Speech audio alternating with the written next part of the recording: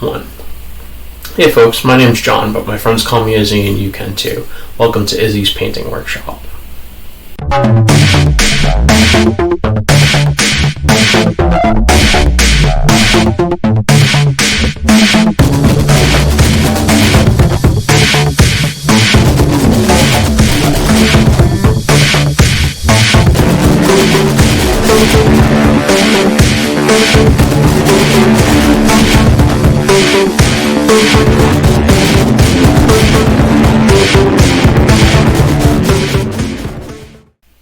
Hey folks, so it's ORC-TOBER, and that means we're going to paint an orc. So this guy is one of the first generation, the first of the new generation orc soldiers for Infinity, with their new sculpture style. He's got a multi-rifle. And if you'll notice, I don't know, if you saw my earlier videos, then you'll see that this isn't the resin base that I put my other orcs on. This is just a plastic base that's coconut skin stuff, that's like coconut substrate, and that's a stick from out in nature. And, you know, we put a little magnet on them. And, yeah, so we're going to paint him up in my Acanto scheme, which is blue with green trim. And the jungle base, so why am I using that jungle base and not the same resin base that I used for the original orcs? Because the resin bases were from a company called Antonosity's Workshop, who made a lot of really cool stuff, but COVID hit and they did not recover from business. Like one of the guys from Antonosity said that he's going to try and make his STLs available at some point in the future, but like it's kind of nebulous what that is. So, but that jungle substrate that we're going to do, like I'm going to try and spruce that base up a little bit and make it a little bit more jungly. That's basically practice for another project I have in the future, but that's in the future, and this is ORC-TOBER. Let's live in the present, folks. The present is ORC-TOBER, and ORC-TOBER is now. Alright, let's boogie. Hey, so apparently all the footage of me airbrushing this thing black didn't get recorded. Because I pushed slow-mo instead of record. This isn't the slow-mo, guys. That's not this channel. This is another channel. This is Izzy's Painting Workshop. Alright. Anyway, we're just getting a little bit of bits and bobs here and there. I'm gonna get a little heavy on the base. It looks like some of that coconut's just soaking up the what's it called? The paint. That stuff you put on the model, it's wet and then it's not. Yeah, that's called paint, Chief. It's called paint. Alright, so first thing we're going to hit this guy with is this Panzerai's Periscope Blue, because I think it looks cool and I want to try it out.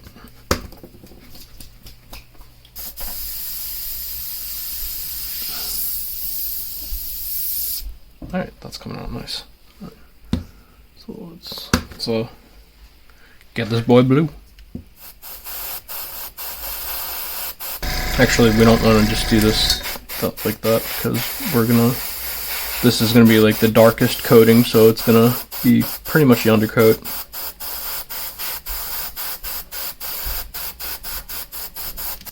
Paint them butt cheeks. Look at that booty.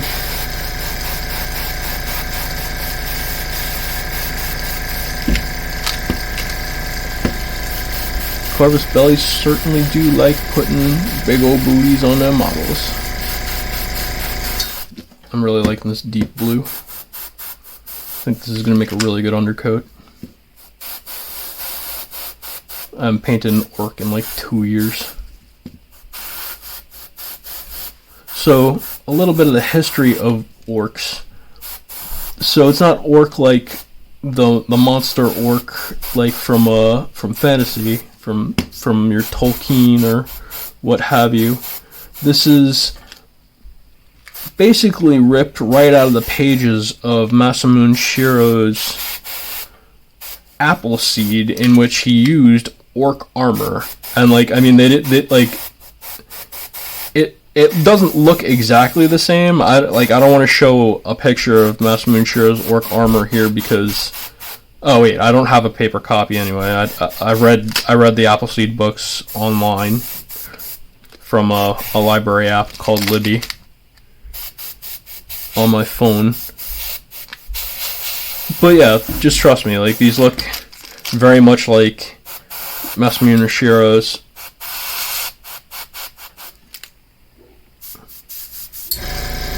Orc body armor from Appleseed. Appleseed is a bit further in the future than Ghost in the Shell.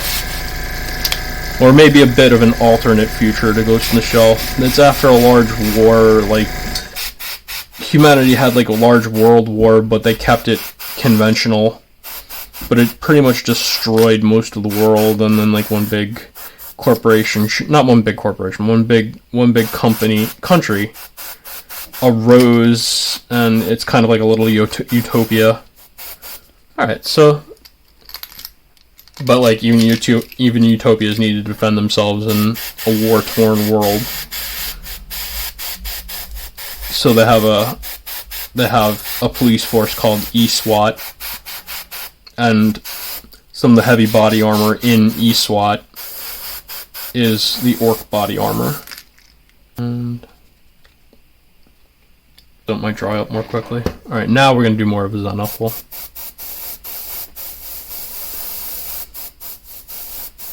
Yeah, you can just see that, just letting the model do the work for us.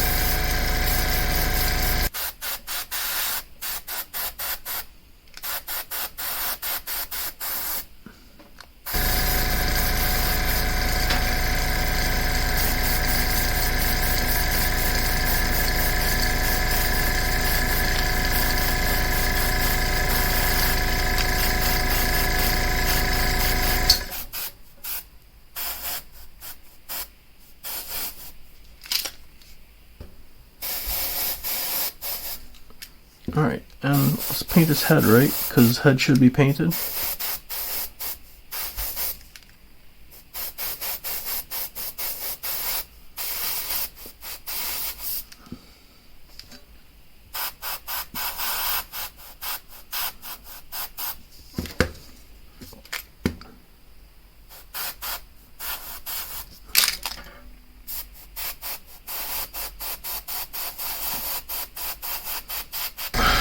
Oh, that's groovy looking. I'm liking that.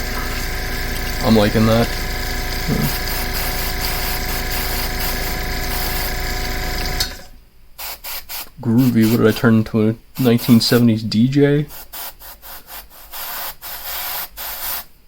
No, that's too much.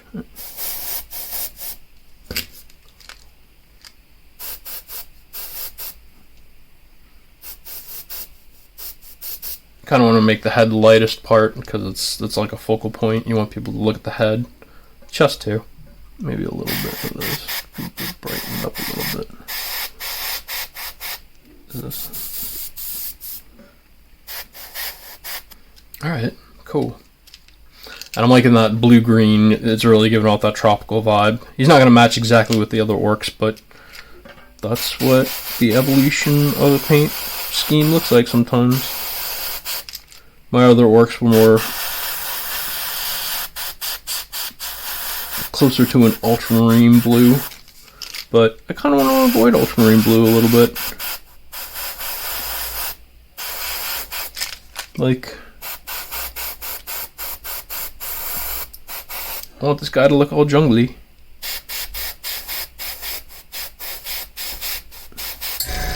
Rumble in the jungle, mofo. Can I say mofo on YouTube? Mofo. And we're gonna use Deep Sky. Alright, cool. How are we looking with this? Good. All right. So this we're really just gonna put on like the uppermost parts. So we're gonna highlight his head, his chest area, a little bit of these knee pads. We're not gonna dry tip yet, are we? No.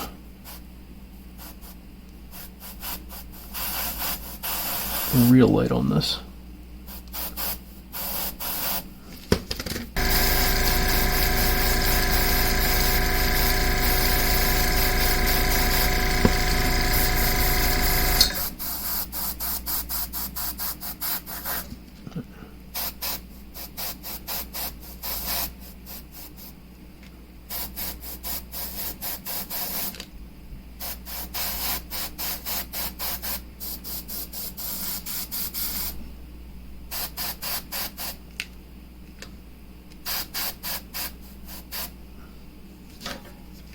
Paint on camera.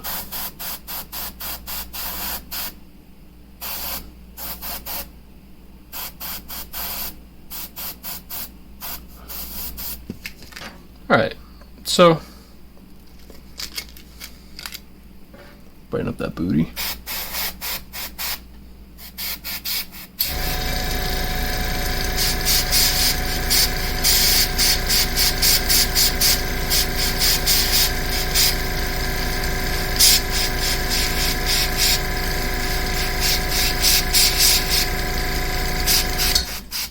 A little two cheek sneak there. Get that booty highlighted. Alright. And once again, we're not really going crazy on the shoulder pads because they're going to be green anyway.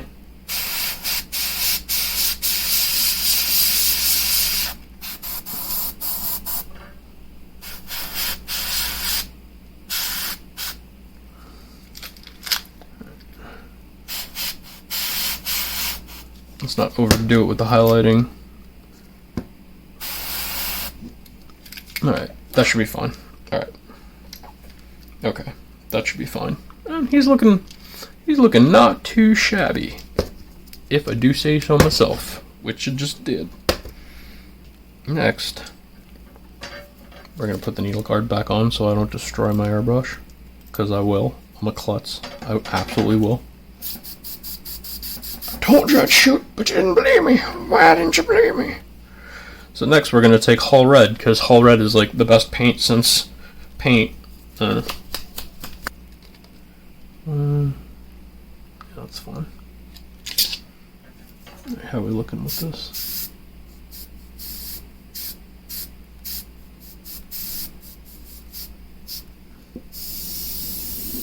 We're looking good. Alright.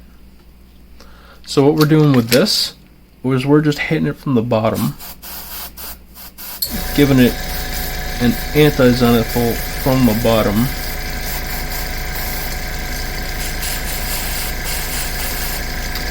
To try and... So red is the complementary color to green, really, and there's some green in this, but it should really set off the blue nicely, and it's... We have a cool highlight color, so we should really have a warm shadow color. That's just the way the color theory works out. It's science and stuff, from what I'm told. We don't want to go over the top with this stuff, because we don't want to undo all that stuff we did with the blue. We don't want to undo all that work we did with the blue.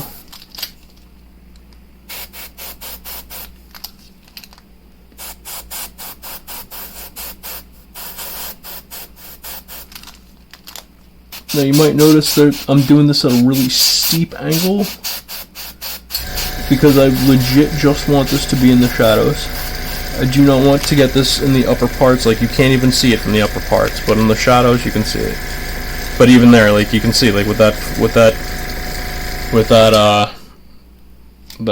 knee pad, I think I went a little overboard on the red.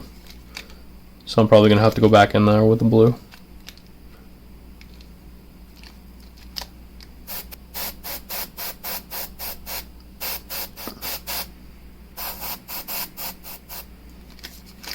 the lightest touches.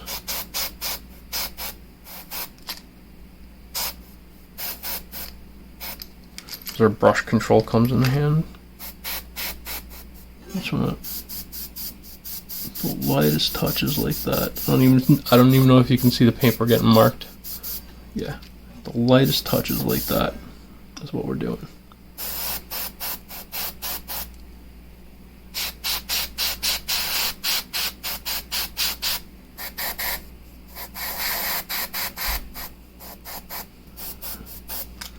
All right. Yeah, and I think we're good with that. All right.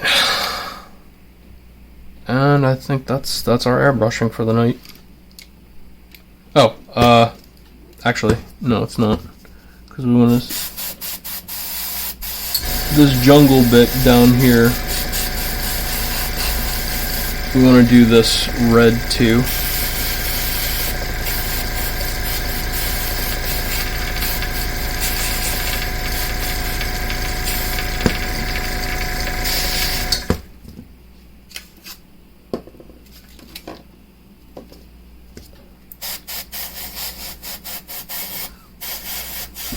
Because the ground is what's reflecting the red up into his armor. Like, it's not just magical red glow that goes under his armor. Like, the ground itself is red colored. Although we're gonna do this up with some green too. And just be careful in there.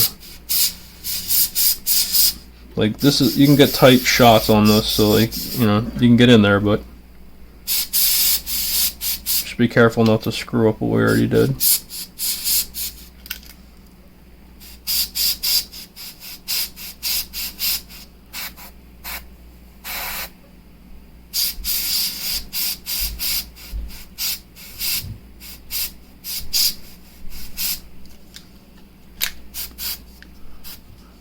Collaborate. Listen. No, don't say that. You'll get sued. Okay. Yeah, and I think that's our airbrushing for the night. So we're gonna strip this bad boy down and clean him so that it doesn't get all gunky and shitty for the next time when you use it. Maybe I'll go back and Did anything get damaged? Does it? Now, you know, for all that they say, metal models are really. Oh yeah, that happened. Yeah. For all that they say metal models are really flat, fragile, low, that just dropped, and this is glued on, the little ear tips are glued on. You know, it's alright. Don't drop them, obviously, but, like, it's not the end of the world. Alright, so we're going to go back and clean up with the blue. We're just going to clean up with this light blue. And, I mean, that's the thing, is, like, you're going to screw up. It happens. It happens to the best of us. I am not the best of us, but it does happen to me too. You just go back and fix it. How are we looking? That's looking blue. Okay, so go back into this knee pad. Go back to that knee pad. And just bring that blue back. Okay, that looks good. And then that head part.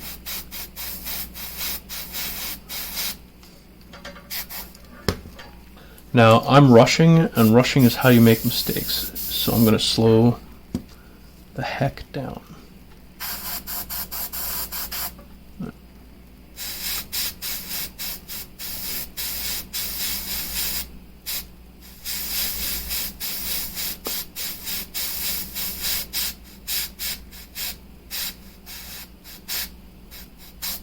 Okay, so that's not so bad.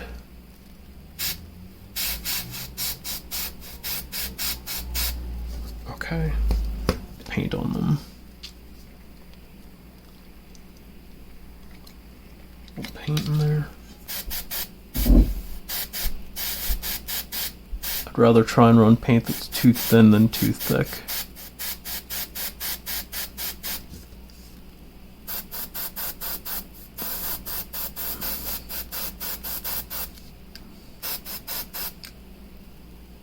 Yeah, brighten up that chuff just a little bit more while we're at it.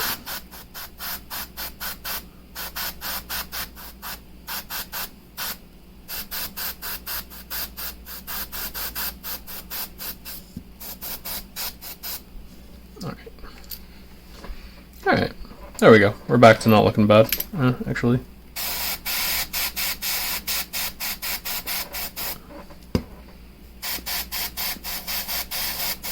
Just make it consistent.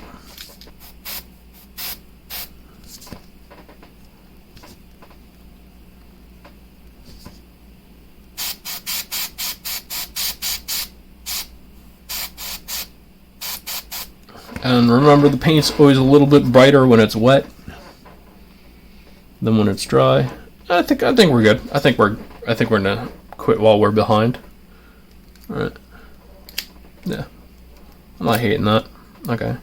And the base is nice and brown, so we see why that brown. Well, it's red, but that's a reddish brown, and we see why that red is reflecting back up onto the base, up onto the armor, because it's got that red on the base.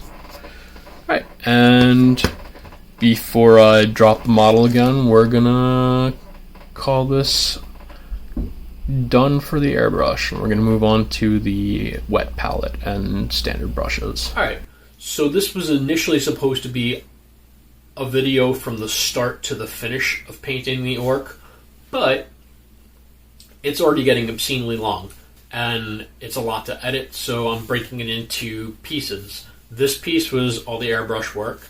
Next piece will be the beginning of the painting work.